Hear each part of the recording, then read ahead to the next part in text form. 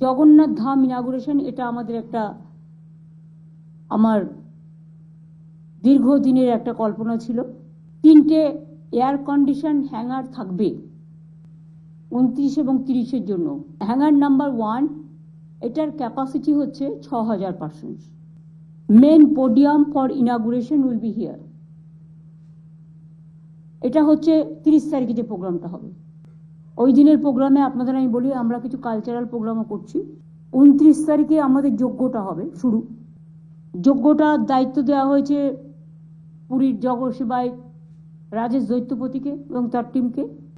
আর প্রাণ প্রতিষ্ঠা হচ্ছে 30 তারিখে, উদ্বোধনের দিন। সেদিন বেলা 11টার টাইম অনুযায়ী রাজেশ দৈত্যপতিরা প্রাণ প্রতিষ্ঠা করবে। তারপরে এক্স্যাক্ট 3 to 3:10 মধ্যে অক্ষয় তৃতীয়ার দিন দ্বার উদ্ঘাটন হবে এবং মন্দির উদ্বোধন হবে।